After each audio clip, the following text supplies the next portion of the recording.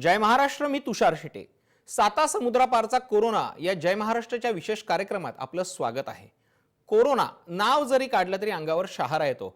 मात्र आतापर्यंत या कोरोनानं संपूर्ण जगाला विळखा घालायला सुरुवात केलेली आहे. कोरोनानं आतापर्यंत जगात 18,72,925 लोकांना आपलं लक्ष केलेलं आहे. तर यापैकी दुर्दैवानं 1,16,039 नागरिकांचा आतापर्यंत मृत्यू झालेला आहे. रशियामध्ये 18,328 नागरिकांना कोरोनाची लागण झाली आहे आणि 148 नागरिकांचा मृत्यू झालेला आहे. सुदैवाने ही संख्या कमी आहे. तर दुबईमध्ये 4,123 नागरिकांना कोरोनाची लागण झालेली आहे आणि 25 नागरिकांचा मृत्यू झालेला आहे. मुळातच रशियामध्ये आणि दुबईमध्ये आत्ताची काय परिस्थिती आहे या संदर्भातच आपला आजचा कार्यक्रम आहे, साता समुद्रापारचा कोरोना.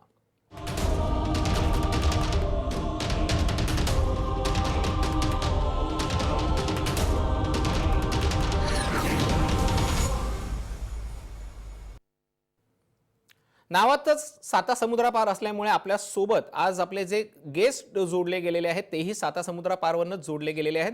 आपल्या सोबत असणार आहेत दुबईवरनं कुणाल तेलवणे, जे तिथल्या महाराष्ट्र मंडळाचे अबुधाबी इथले अध्यक्ष आहेत. त्याचबरोबर रशियामध्ये शिकणाऱ्या 2 विद्यार्थिनी आपल्या सोबत आहेत, ज्या महाराष्ट्रातनं तिथे शिकायला गेलेल्या आहेत. कुणाल, जय महाराष्ट्रमध्ये तुमचं स्वागत आहे. सुरुवात मी तुमच्यापासून करतो आहोत की आपण जर बघितलं की राज्यातली आपली आजची जी परिस्थिती आहे, देशामध्ये जी कोरोनाची संख्या ज्या पद्धतीने वाढताना दिसते आहे, जो सगळ्यात मोठा आउटब्रेक झाला त्याला कारण दुबई ठरलेलं होतं की जे काही परदेशी नागरिक किंवा आपले नागरिक जे दुबईवरनं भारतात आले होते त्यांच्यामध्ये कोरोनाची लक्षणं जास्त दिसून आलेली होती. इतकं सगळं होत असताना म्हणजे भारतासाठी दुबई हा हॉटस्पॉट ठरला होता. मात्र आता दुबईमधली किंवा संयुक्त अरब अमिरातीमधली काय नेमकी परिस्थिती आहे, अबुधाबी असेल, शारजा असेल, दुबई असेल, अन्यच्या ठिकाणी काय नेमकी परिस्थिती आहे आताची? तुषार, नमस्कार. UAE म्हणजे संयुक्त अरब अमिरात, ज्याच्यामध्ये अबुधाबी, दुबई, शारजा असे मिळून 7 राज्य येतात. सध्याची परिस्थिती अशी आहे की हा आकडा, कोरोनाग्रस्त लोकांचा आकडा नक्कीच वाढतोय, पण बहुतांशी तो कंट्रोल केला गेला आहे. इथल्या गव्हर्नमेंटने जे स्टेप्स घेतले आहेत त्या आणि काही लॉकडाऊन म्हणा किंवा आयसोलेशन म्हणा, क्वारंटाईन म्हणा, इथल्या बाकीच्या जसं भारतात एअरपोर्ट्स बंद केले तसंही इथेही केलं गेलं.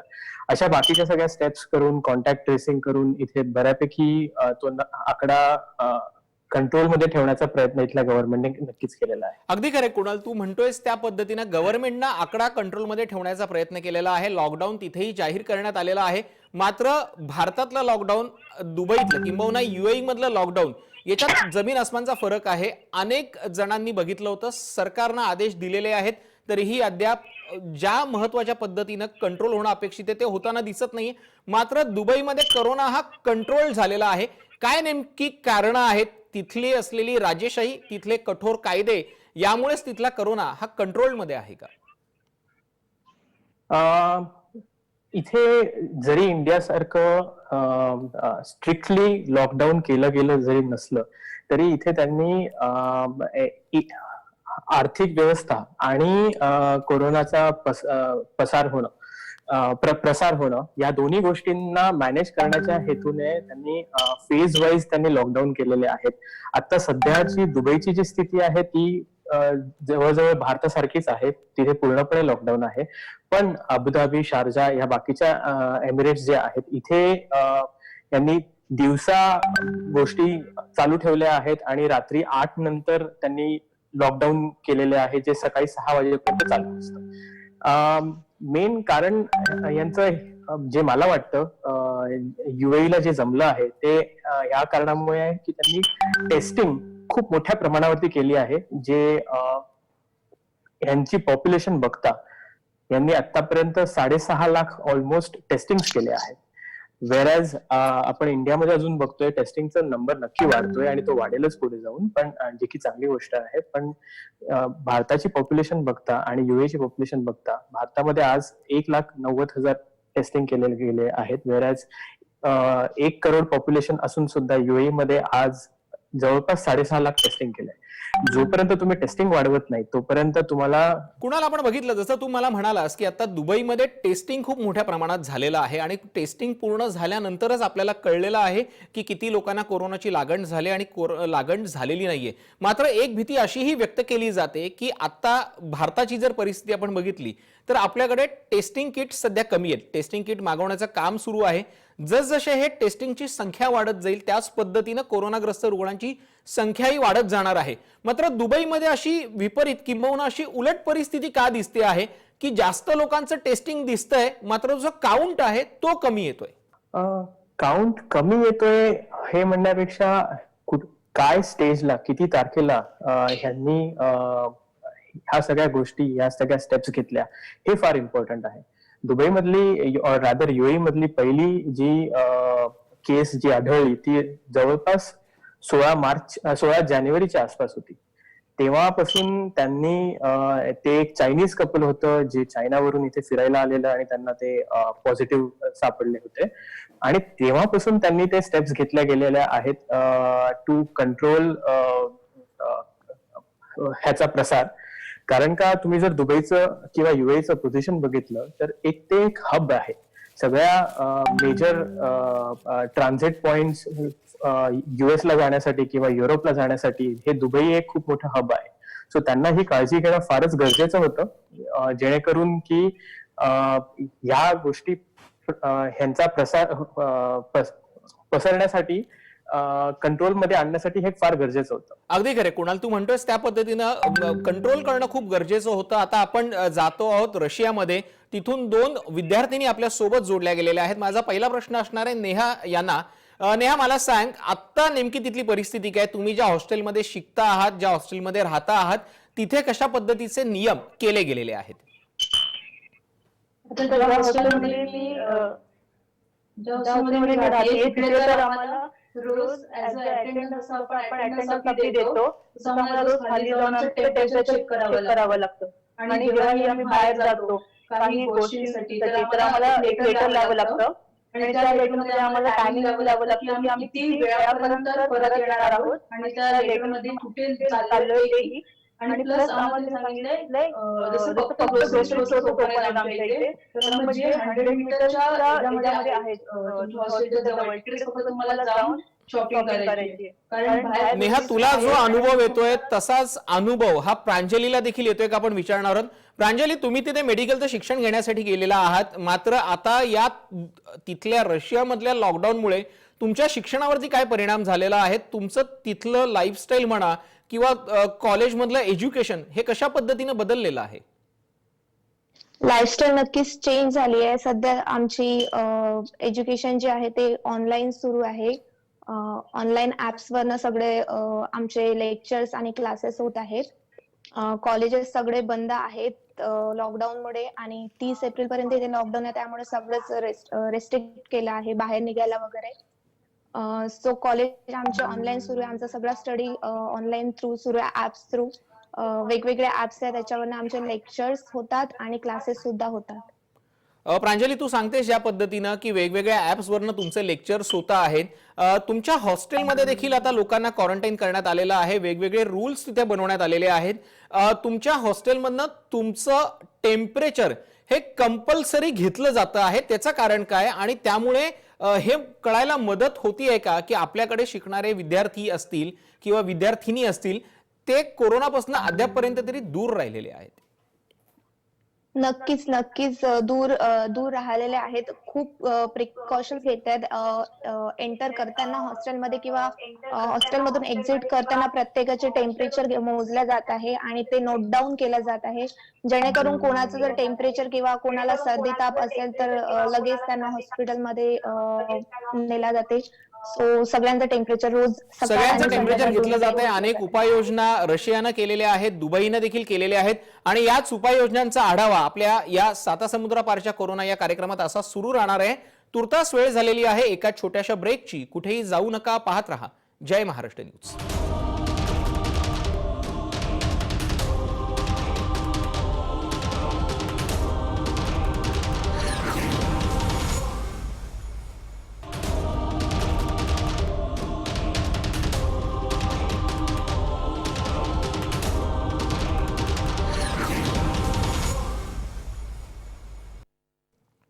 सातासमुद्रापारचा कोरोना या जय महाराष्ट्राच्या विशेष कार्यक्रमात ब्रेक नंतर आपलं स्वागत आहे। आज आपण चर्चा करतो आहोत दुबई आणि रशियामध्ये कोरोनानं माजवलेल्या हाहाकाराची। आपल्या सोबत दुबईतलं किंबहुना UAE अबुधाबी इथनं महाराष्ट्र मंडळाचे अध्यक्ष कुणाल तेलोणे हे जोडले गेलेले आहेत आणि त्याच सोबत दुबईतनं 2 विद्यार्थी आपल्या सोबत जोडल्या गेलेल्या आहेत। कुणाल, मी पुन्हा एकदा तुमच्याकडे येतोय आणि मगाशी आपण जी चर्चा करत होतो की भारतासाठी UAE हा हॉटस्पॉट ठरला होता। तू जसं म्हणाला होतास की सकाळी लॉकडाऊन नाहीये, मात्र रात्रीच्या वेळेला लॉकडाऊन हे खूप कडक केले गेलेले आहेत। नेमकं हे करून काय मिळतं आहे? कारण की जी गर्दीची वेळ असते ती सकाळचीच असते, मग रात्री लॉकडाऊन करून कशा पद्धतीनं कोरोनाला कंट्रोल केलं जात आहे? ह्याच्यामध्ये एक सांगावंसं वाटेल की जरी सकाळी लॉकडाऊन नाहीये, याचा अर्थ असा नाहीये की सगळेजण बाहेर जाऊ शकतात। अगदी इसेन्शियल सर्व्हिसेस किंवा जसं बँक्स म्हणा, हॉस्पिटल्स म्हणा वगैरे या गोष्टी चालू राहतात। प्रायव्हेट सेक्टर चालू ठेवलं त्यांनी, कारण का जसं मी म्हटलं मगाशी की आर्थिक व्यवस्था पण थोडी मॅनेज त्यांना करावी लागते आणि प्रायव्हेट सेक्टरमध्ये जरी त्यांना अलाउ केलंय तरी त्यांना सांगितलंय की फक्त 30% स्टाफ ऑन द प्रिमाइसेस असू शकेल, बाकी 70% स्टाफने वर्क फ्रॉम होम किंवा बाकी इतर वेजने काम चालू ठेवत राहणं आहे। सो ह्या वेगवेगळ्या पद्धतीने त्यांनी दोन्हीचा एक बॅलन्स ठेवायला ट्राय केलाय की कोरोनाचा प्रसार ही कमी झाला पाहिजे आणि इकॉनॉमीला किंवा आर्थिक व्यवस्थेलाही खूप धक्का लागता कामा नये, हा एक अंदाज आम्ही बांधतोय सध्या तरी। नेहाकडे, नेहा, तुझ्याकडनं जाणून घ्यायला आवडेल की नेमकं तुमच्या सरकारकडनं काय उपाययोजना केल्या गेलेल्या आहेत, त्या पुरेशा आहेत का? रस्त्यांवरती पोलीस तिथे आहेत का? सिक्युरिटी तिथे आहेत का? रस्त्यावरती फिरणाऱ्या नागरिकांवरती बंदी घातली गेली का? जर आपण बघितलं म्हणजे भारताच्या तुलनेत अद्यापही रशियामध्ये पूर्णपणे लॉकडाऊन केलेला नाहीये, लोकांना सूट दिली गेलेली आहे, मात्र याचा गैरफायदा होताना दिसतोय का किंवा नुकसान होताना दिसतंय का? हो, नक्कीच. इथे जसं आपल्या भारतामध्ये जर आपण बघितलं इकडे पूर्णपणे लॉकडाऊन आहे, जशी आपली भारतीय रेल्वे बंद केली आहे, जी अद्याप कधीही झाली नव्हती। बट इथे यांनी पब्लिक ट्रान्सपोर्ट चालू केलंय, फक्त एक यांनी असं केलंय गव्हर्नमेंटने की त्याची फ्रिक्वेन्सी कमी केली आणि ती फ्रिक्वेन्सी कमी केल्यामुळे दुष्परिणाम असं होत आहे की आम्ही खूप सारे बसेस बघतोय ज्या खूप जास्त फुल होत आहेत आणि खूप क्राऊडेड बसनी लोक ट्रॅव्हल करतात, कारण काही दुसरं कोणतं ऑप्शन नाहीये। जशी ते प्रायव्हेट सेक्टर चालू आहे तर त्यांना रोज जॉबला जावं लागतंय आणि त्यामुळे बस खूप क्राऊडेड आणि त्यामुळे आमच्या इथले केसेस वाढत चाललेत दिवसेंदिवस जर बघायला गेलं तर। कारण का भारतामध्ये जसे केस आपले अजूनपर्यंत गव्हर्नमेंटनी खूप करून कंट्रोल करायची प्रयत्न करतायत, पण इकडे तसं नाहीये। इकडे दिवसाला जर आम्ही चेक करायला गेलो 1000च्या रेंज मध्ये वाटते, जसे आता कालच 17,000 होते तर आज 18,000 जास्त झालेले आहेत। नेहा, हाच महत्वाचा प्रश्न आहे की ज्या पद्धतीनं कंप्लीट लॉकडाऊनची अपेक्षा वर्तवली जाते आहे त्या पद्धतीचं कंप्लीट लॉकडाऊन केलं जात नाही, म्हणूनच ही रुग्णांची संख्या वाढताना दिसते आहे का?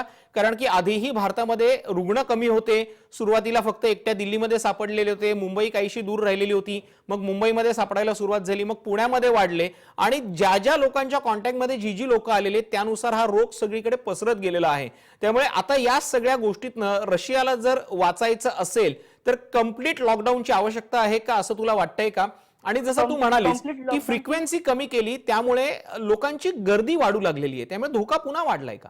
हो, त्यामुळे नक्कीच धोका खूप वाढला, कारण त्यांनी खूप फक्त जसं जर दिवसाला आमच्या जर समजा 50 बस चालू झाल्या तर आता त्या फक्त 10 त्यांनी केलं, तर त्यामुळे नक्कीच खूप जास्त गर्दी वाढत चालली आहे। आणि इकडे कम्प्लीट लॉकडाऊन असं नाहीये, जास्त पोलीस वगैरे नाहीये, फक्त जर क्वचित कुठल्या एरियामध्ये जर पोलिसांचा पेहराव असेल तरच असतो आणि इकडे लोक फ्रीली अजूनही फिरतात, जसं त्यांना पूर्ण लॉकडाऊन केलेलं नाही। आणि ग्रोसरी स्टोअर्स पूर्ण 24/7 उभे, जसं आपल्या इकडे डिस्टन्स वगैरे मेंटेन करायचं, इकडे डिस्टन्स वगैरे मेंटेन तसं काहीच अजून आढळून येत नाही आणि त्यामुळे इकडे दिवसेंदिवस खूप जास्त रुग्ण वाढू लागले आहेत।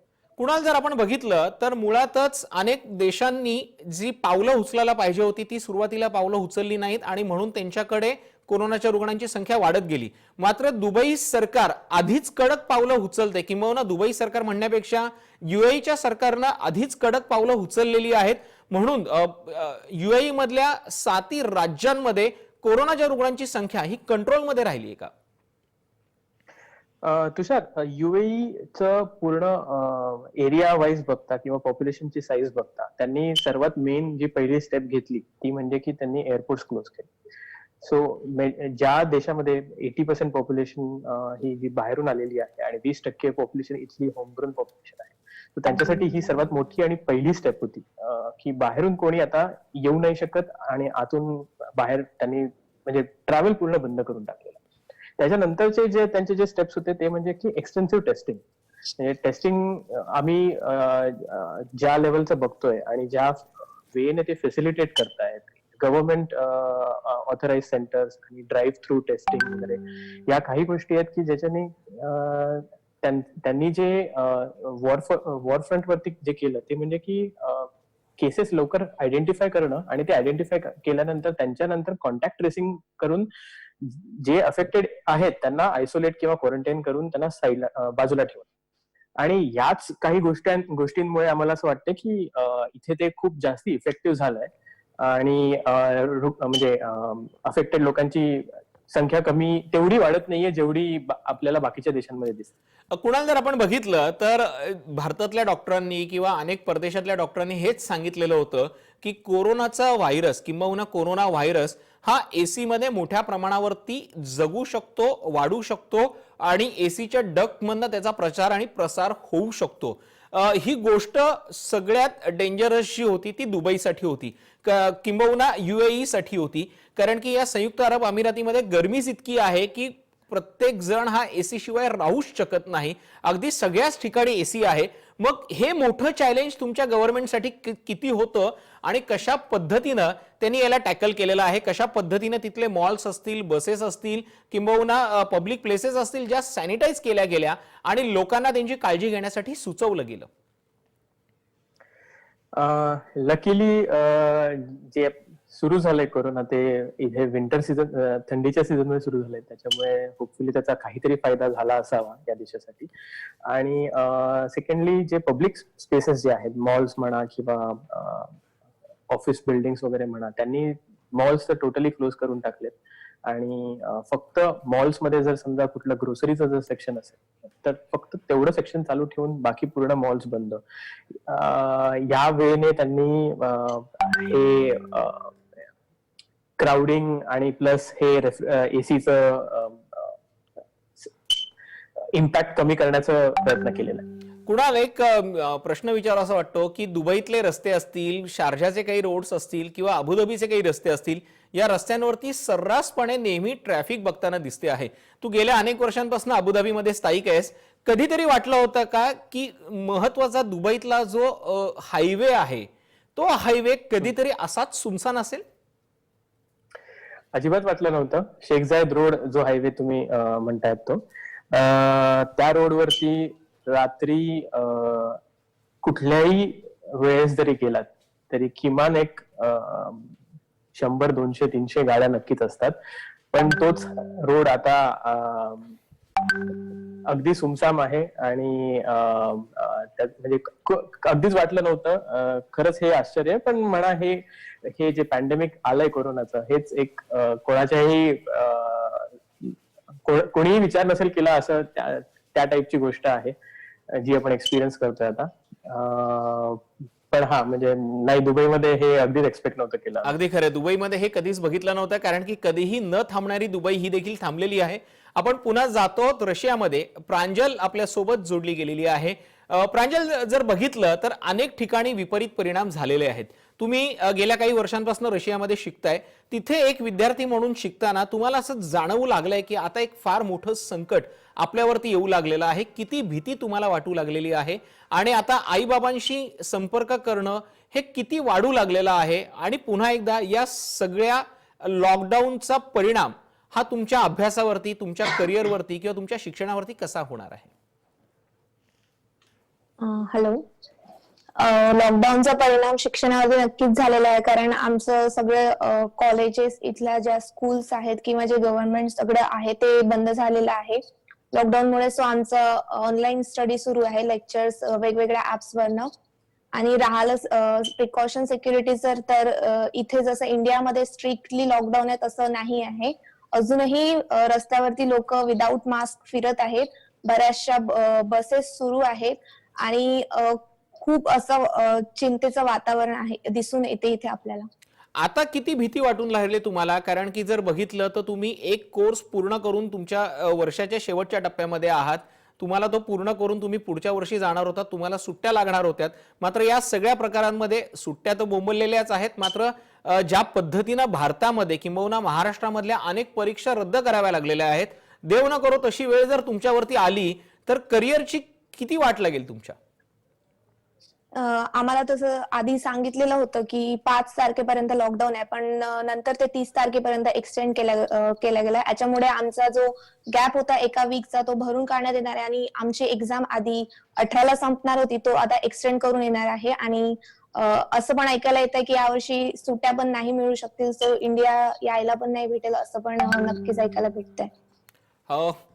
या कार्यक्रमामध्ये आपल्याला इथे थांबावं लागतं कारण की आपली वेळ संपलेली आहे. मात्र अबुधाबीमध्ये असलेले कुणाल आणि रशियामध्ये असलेल्या प्रांजल आणि नेहा, मी तुम्हाला फक्त एकच बेस्ट लक करतो की लवकरात लवकर हे आलेलं संकट तुमच्यावरचं, या संपूर्ण जगावरचं दूर हो आणि तुम्ही जिथे राहतात तिथेच तुम्ही सुरक्षित राहा, तुम्हाला कोणताही त्रास होणार नाही अशीच अपेक्षा व्यक्त करतो. धन्यवाद. साता समुद्रापारचा कोरोना या जय महाराष्ट्राच्या विशेष कार्यक्रमात वेळ झालेली आहे इथेच थांबण्याची. तुम्ही पाहत रहा जय महाराष्ट्र न्यूज.